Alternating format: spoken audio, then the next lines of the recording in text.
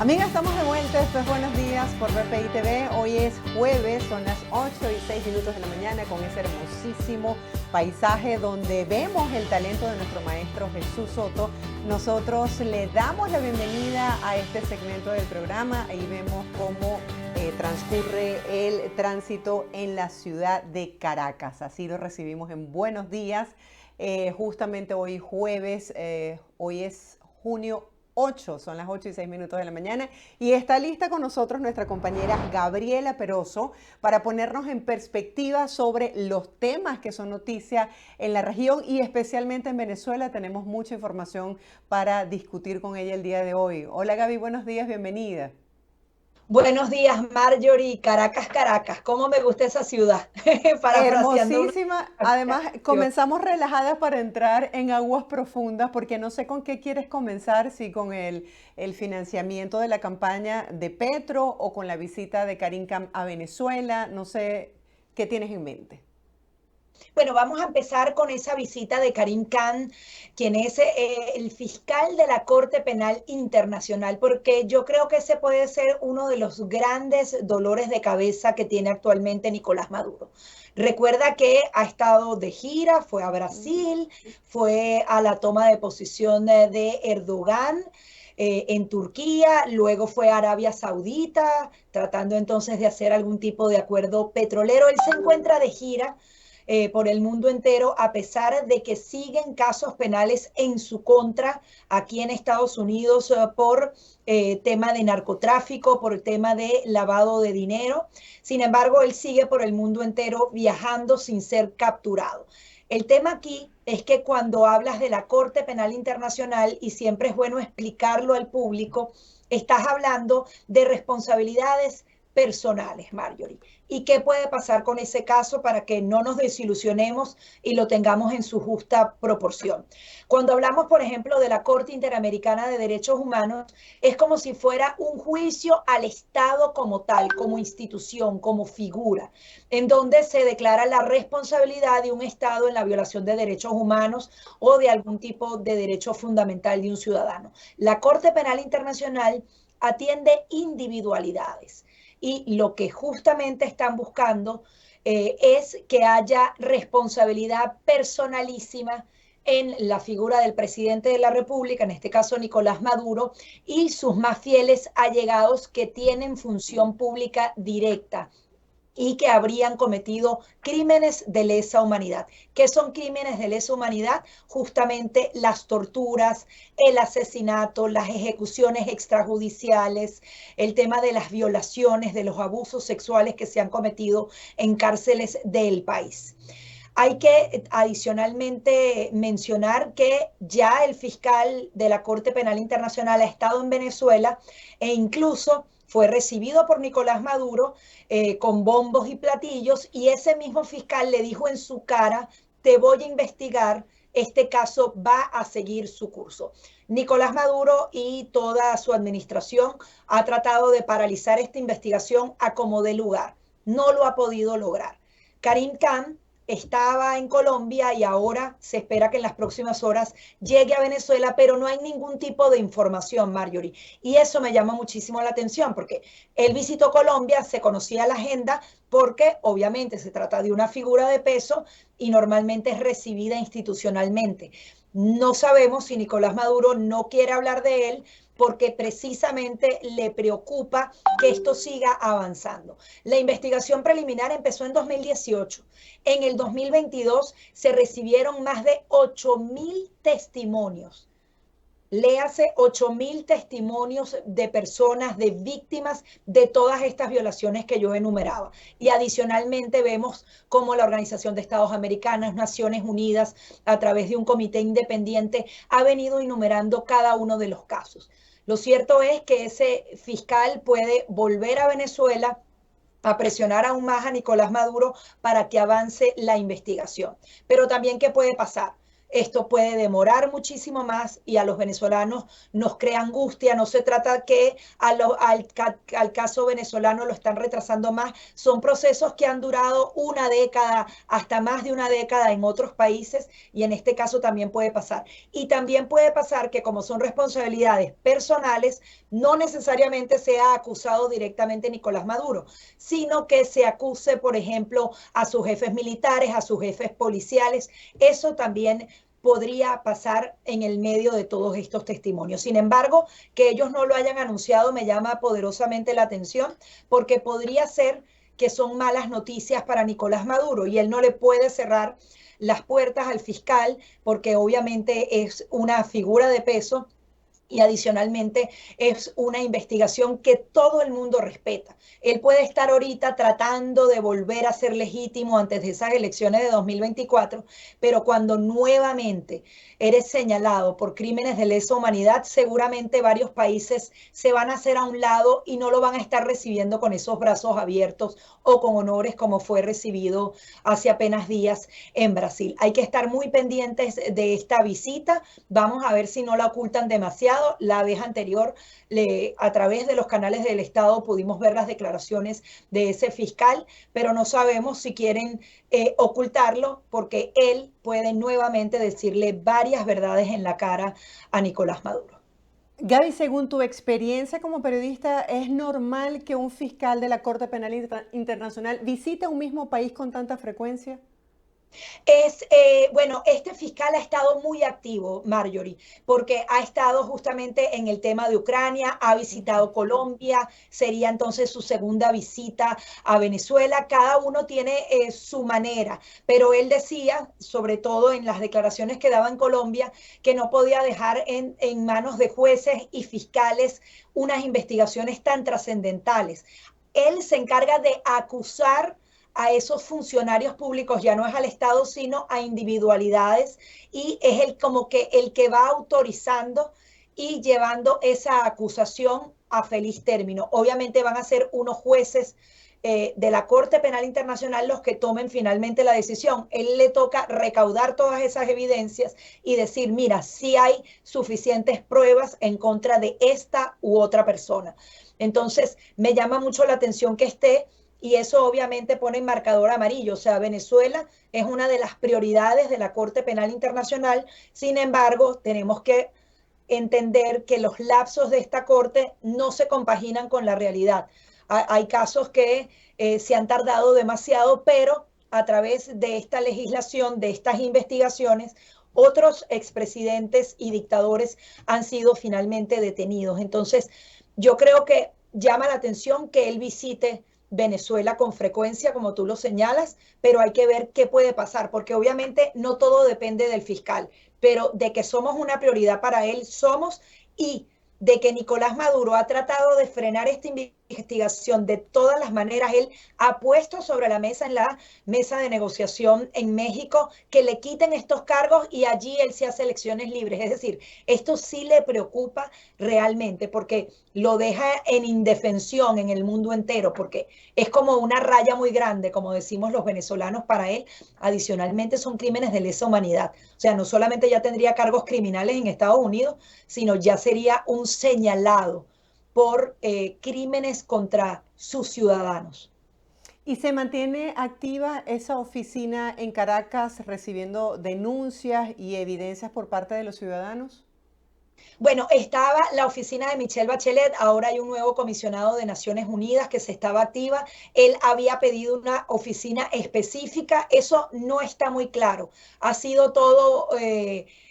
no sabemos si han tratado de manejar ese hermetismo, pero lo cierto es que han tenido que hacer una cantidad de procedimientos para proteger esas víctimas, Marjorie, de una manera increíble. Normalmente se abrían algunas investigaciones, algunos links para que las personas pudieran dar su testimonio, pero hasta eso era delicado, porque muchas de esas víctimas son perseguidas en Venezuela.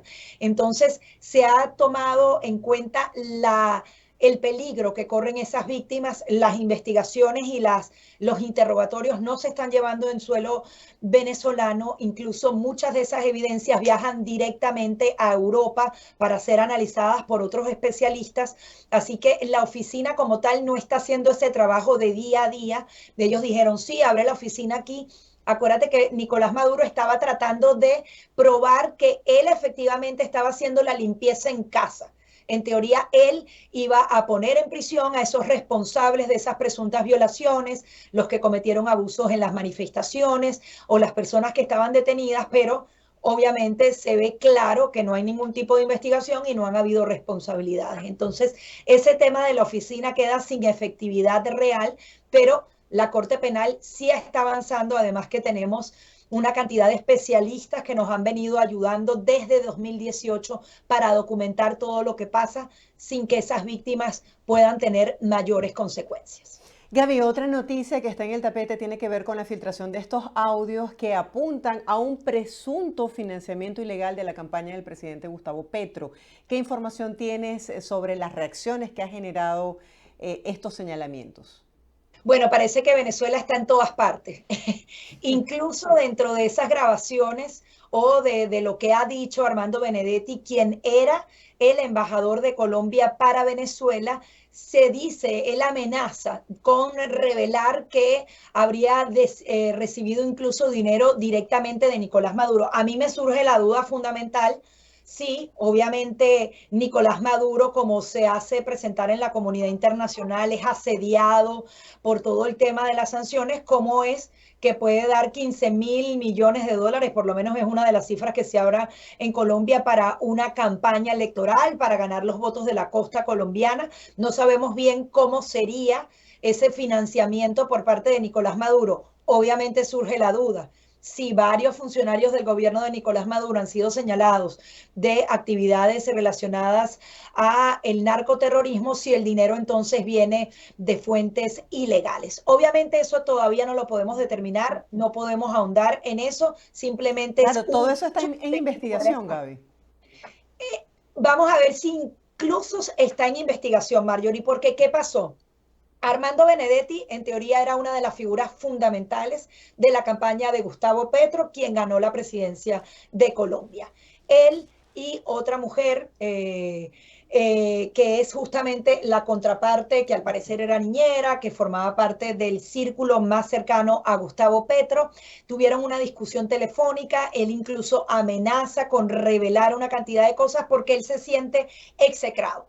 Él dice que él consiguió más de 15.000 millones de pesos, no de dólares, perdona si me confundí anteriormente, para esa campaña. Él prácticamente dice, yo puse ahí a Gustavo Petro y ahora me han sacado del juego, me sacaron del país, me mandaron a ser embajador en Venezuela y yo, si no me dan mi posición dentro del gobierno de Gustavo Petro, voy a hacer estallar, incluso hacía el paralelismo con las Torres Gemelas, justamente esas torres financieras de Estados Unidos que fueron implosionadas por Osama Bin Laden. Decía, así como a ellos no les importó volarse las Torres Gemelas, tampoco me va a importar implosionar. A mí no me importa que caiga yo y que caigan todos, que paguen todos.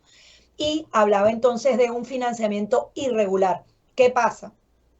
El actual fiscal que va a empezar a llevar esas investigaciones, como ocurre en cualquier gobierno, cuando pasa de un gobierno a otro, hay unas figuras que permanecen de un gobierno a otro. Ese fiscal fue puesto allí por Iván Duque. Ese fiscal puede adelantar una cantidad de investigaciones importantes, porque aquí los colombianos tienen que ver si hubo un financiamiento irregular a esa campaña, que hablaban de 31.000 millones de pesos, pero aquí hablan de 15.000. Esos 15.000 entran dentro de lo que realmente se dio como campaña electoral.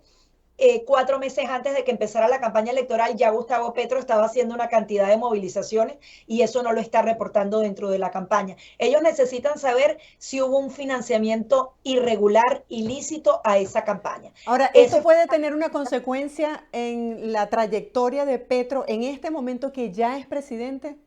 Totalmente, porque era lo que quería explicar a continuación. Ese fiscal va a investigar ese tema y estamos hablando de financiamiento de un actual presidente.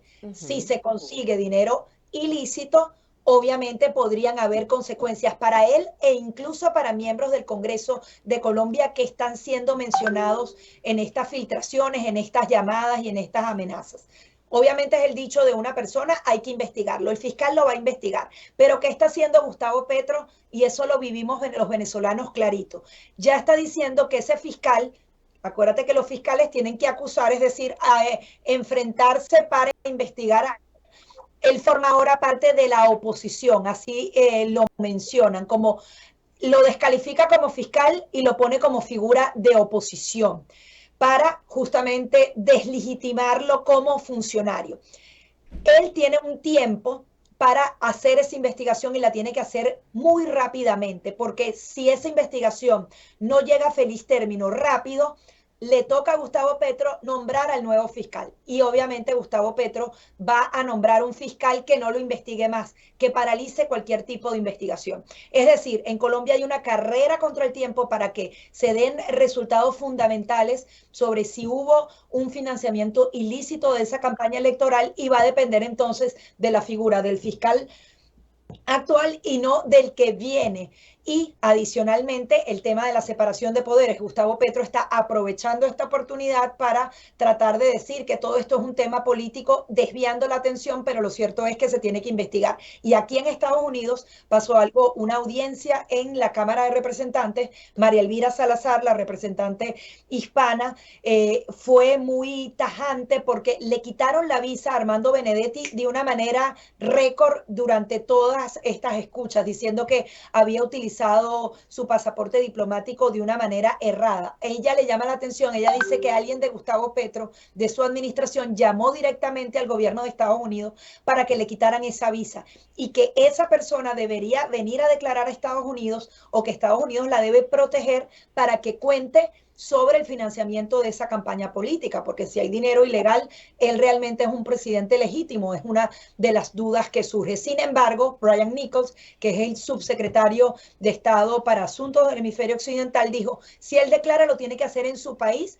la investigación es en su país, y si quiere hablar con nosotros los americanos, pues que lo haga en la oficina de la DEA o en la embajada americana en Colombia, de alguna manera le cierre la puerta a que él viaje a Estados Unidos a hacer estas denuncias. O sea, imagínate qué responsabilidad tan grande, por un lado, la del fiscal en un país como Colombia y la de Benedetti luego de que se conociera la filtración de estos videos. Claro, incluso ya Armando Benedetti dice que teme por su De vida, los audios, rectifico. ha empezado a recibir amenazas físicas, dice que tiene evidencias y le está pidiendo al gobierno que lo proteja, pero él está denunciando a ese propio gobierno.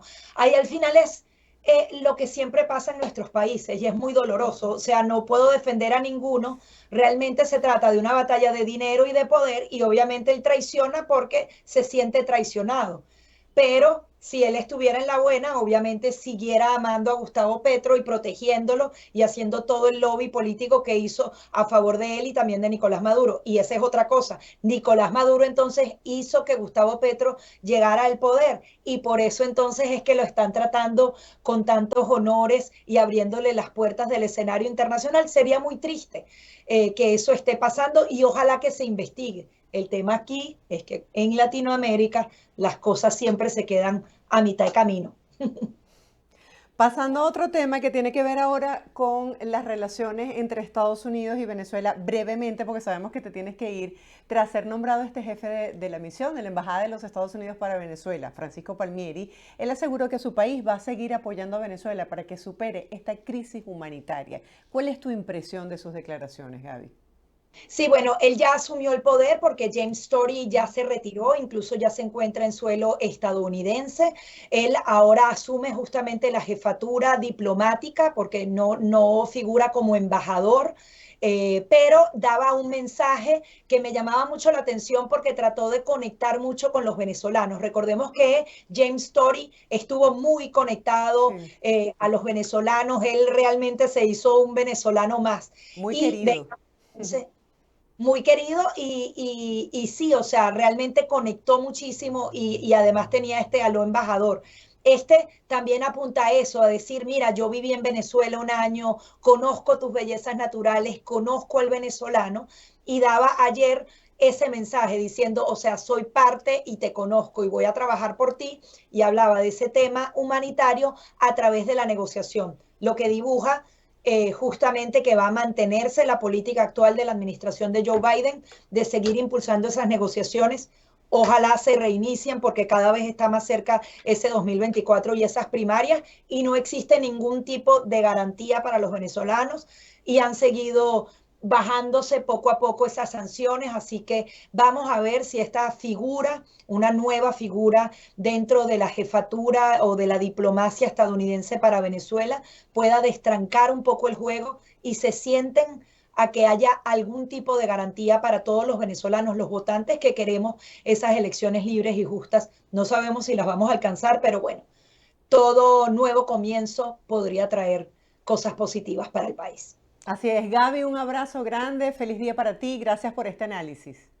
Gracias a ti, Marjorie, un abrazo. Un abrazo, era nuestra compañera Gabriela Peroso poniéndonos hoy en perspectiva sobre estos temas que son noticia en Venezuela y en los países de la región. Hacemos una breve pausa, ustedes no se aparten, todavía queda mucho más de Buenos Días por BPI TV.